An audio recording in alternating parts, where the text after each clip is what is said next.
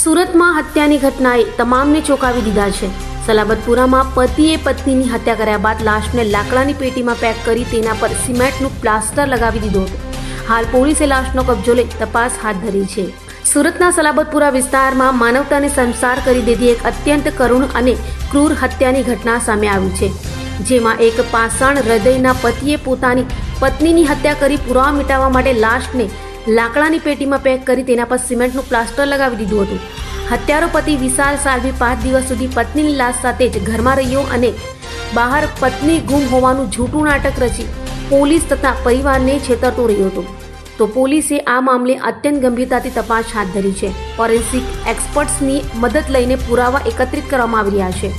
Police આને એક સુનિયોજિત કાવતરું માની રહી છે અને ફરાર આરોપી વિશાલને પકડવા માટે અલગ અલગ ટીમો કામે લગાડવામાં આવી છે। ગોડાદરા પોલીસ સ્ટેશનમાં 2 દિવસ પહેલાં એક વિશાળ રણછોડભાઈ સાલ્વી કરીને 40 વર્ષના વ્યક્તિ આવ્યા હતા અને એણે ગોડાદરા પોલીસ સ્ટેશનમાં પોતાના વાઇફના મિસિંગ વિશેની ફરિયાદ દાખલ કરાવી છે, જેમાં એણે ડિટેલ આપી છે કે 4 દિવસ પહેલાં એ પોતાના ગોડાદરા વિસ્તારના ઘરમાંથી નીકળ્યા હતા 2 વ્હીલર પર પોતાના વાઇફને લઈને અને કામથી માન દરવાજા પાસે એમને ડ્રોપ કર્યા હતા અને ત્યારથી એ મિસિંગ છે। આ બાબતે અમારી ટીમ ઓલરેડી કામ કરતી હતી અને મીનવાઇલ કાલે રાત્રે જે આ મિસિંગ દાખલ કરાવનાર વિશાલ સાલ્વી છે એ પોતાના ઘરે એક ચિઠ્ઠી લખી અને ઘરેથી નીકળી જાય છે। પોલીસ તપાસ દરમિયાન પોલીસ પણ ઇન્વેસ્ટિગેશન મિસિંગની કરી રહી હતી, એટલે એમના ફેમિલી મેમ્બરના કોન્ટેક્ટમાં હતા અને એમના જે ભોગ બનનાર અને જે હસબન્ડ છે વિશાલ, એના ઘરે એના દીકરા પાસેથી એક ચિઠ્ઠી મળે છે, જે ચિઠ્ઠીમાં વિશાલ લખીને જતા રહે છે કે ભાઈ મારી ભૂલ થઈ ગઈ છે અને આ રીતે એક ઘટના બની ચૂકી છે।